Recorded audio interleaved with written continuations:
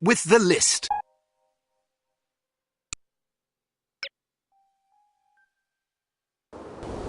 Mr. Jones, please. Whom may I say is calling? Kate Archer. One moment. Archer, you're alive? I suppose I am. There was a report that you'd been killed in an explosion. Oh, that. No, I survived. Did you get the list? I expect a telegram within the hour. This is excellent news. Are you all right? I'm fine. Maybe a wee bit tired. Nothing a nap and a sip of scotch won't clear up. Well, let me know the moment you arrive. Okay, see you soon. She's got the list. Unbelievable.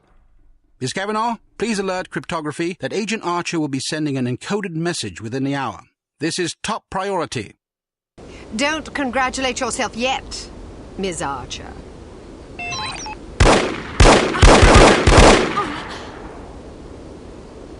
You've won nothing. Yes, well, you've lost everything. Again.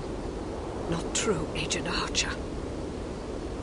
I still have the satisfaction of knowing that you have failed. But I haven't. We have Dr. Schenker, we have the antidote, and most importantly, we have the names of your intended victims. You still have to deliver the list. Which I shall, just as I shall deliver you to prison where you can accustom yourself to a slightly less opulent lifestyle. Ah, what a sweet fantasy. But it's not meant to be, I'm afraid. Know this, little girl. Harm does not die with me. I think you'll survive your wounds. It's not my wounds you should be worried about. Pardon me. I've got to get everybody off the streets. Halt!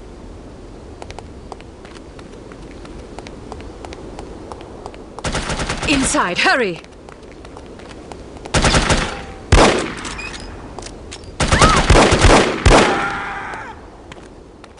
Get off the streets!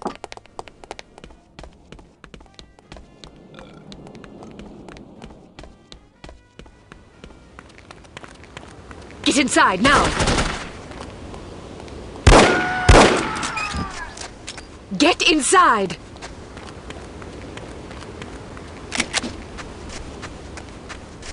Get off the streets!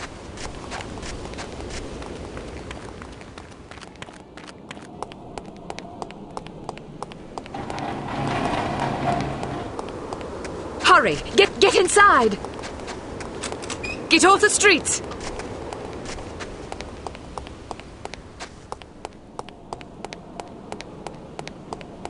Where are you? Get inside, now!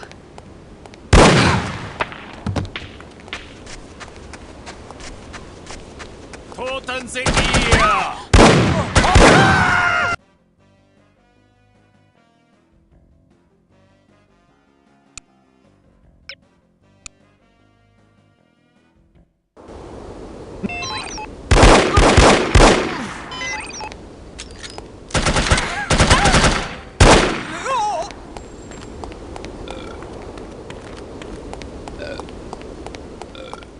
Inside, hurry! Get off the streets!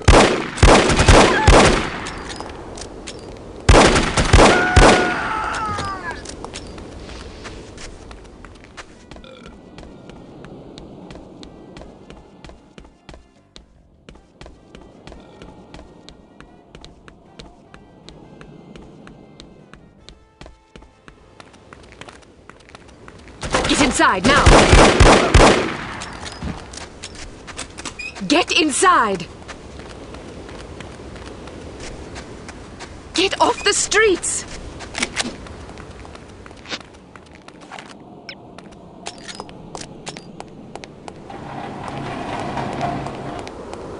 Hurry! Get inside! Get inside! Get off the streets!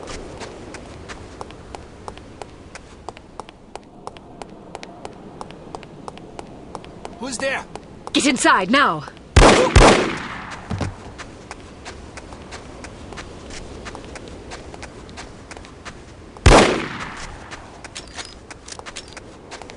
Get inside!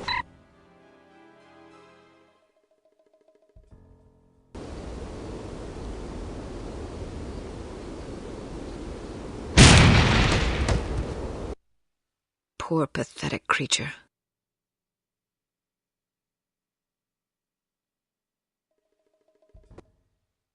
Ah, Miss Archer. I trust you're recuperating suitably? Quite so, Mr. Jones. Thank you for the champagne. It's a tradition I began back in the war, to reward my boys for a mission well done. It pays to have friends in the supply department. So, does that mean I'm one of the boys? I suppose it does. Figuratively speaking, of course. Of course. Miss Archer, I realize I have been somewhat abrasive during this ordeal. You've been a belligerent oaf. I hope you can understand that I take our collective purpose very seriously. Although I was highly skeptical of a woman's ability to handle this mission, I am overjoyed to have been proved wrong. You have gone above and beyond the call of duty in this matter, for which we are all indebted to you. I wish we could offer you a proper vacation, but until Unity is full strength again, I'm afraid we can't afford to let you rest. Thank you, sir, but I've waited a long time for a chance like this. I wouldn't dream of going on vacation now. That's the spirit. Well, I'm going to go home and see if my wife remembers me. See you both tomorrow. I'd best be going too. I haven't bathed in 3 days. I imagine I'm a bit ripe. Is this how it ends, then? How what ends? Saving the world. That's what we did, right? Yes, that is what we did. Is it always like this? Weary farewells and shuffling off home for a hot bath and a good night's sleep? A good night's sleep if you're lucky. Yes, Agent Archer, it is always like this. Saving the world is our job, you see. If we do it properly, nobody even knows the world is in jeopardy to begin with. Not a lot of fanfare, I suppose. Just the satisfaction of a job well done. An important job. I like to think so. Good night, Agent Archer. Good night, Mr. Smith. Good night.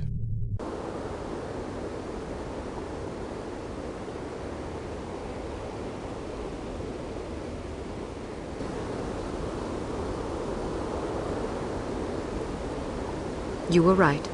Last night I slept peacefully for the first time since my father died. How touching. Tom? You owe me more than you can imagine, Ms. Archer. I thought you... You have no idea what I put myself through, and I'm not gonna get a dime for it thanks to you. You're the traitor. Hey, I'm not proud of what I did, but I was gonna get a handsome paycheck as compensation. A very handsome paycheck. Unfortunately, you had to go and blow up my benefactor. Money?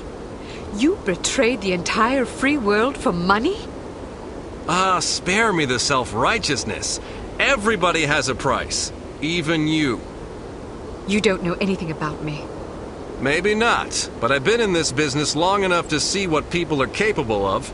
Anybody can talk about honor and patriotism, but those are just pretty words. When the money's on the table, the right amount of money, you'd be surprised how quickly you can change your tune. Do you honestly believe that? Of course I do. You know what a spy is? It's just some ordinary Joe who's willing to risk his life to sell out his country for a few measly bucks. We rely on these people. That's where most of our information comes from. The difference between them and us, other than our training as operatives, of course, is a price tag. Mine just happened to be about 100 times as much money. And now I get nothing thanks to you. You're forgetting something, Tom. Those spies we recruit aren't patriots, they're cowards. We seek out selfish, hateful little people who place themselves above everyone else. We choose them because they're weak and greedy and arrogant, like you. Touché. Don't you understand what you did? People died because of you. Bruno died because of you. Hey, Volkov killed him, not me. All I did was supply some information. I'm not responsible for how that information was used. We'll see what the court thinks about that. I didn't come here to surrender. Pity for you.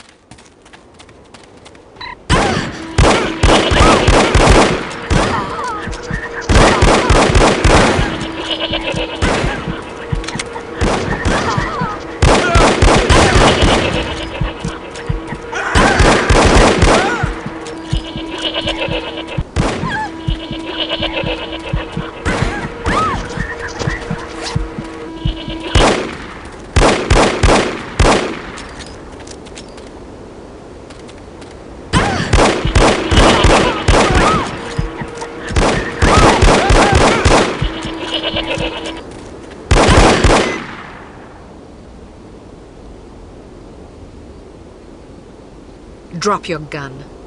Or what? Are you gonna shoot me in cold blood? If I have to. That's mighty tough talk for a little girl.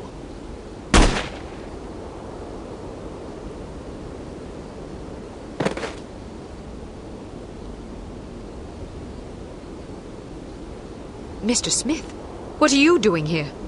Tending to some unfinished business. Mr. Jones? Are you all right, Miss Archer? Aye. What's going on? There's your traitor. You mean Smithy? How long have you known? I've suspected you for some time. You've only just now confirmed my suspicions. All this time you thought he might be a traitor? Indeed, but I had to be sure. You might have warned Bruno. He did. Bruno? Look out!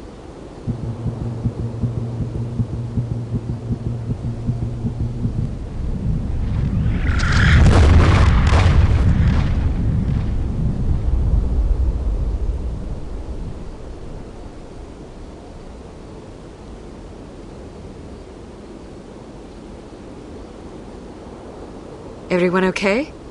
Good shooting, Archer. But what about Tom? Tom Goodman died in Amsterdam. What? But I thought...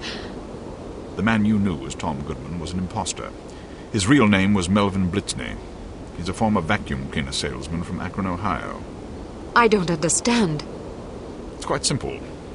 7 years ago, Mr. Jones took Smithy off the active list due to his increasingly inadequate performance in the field.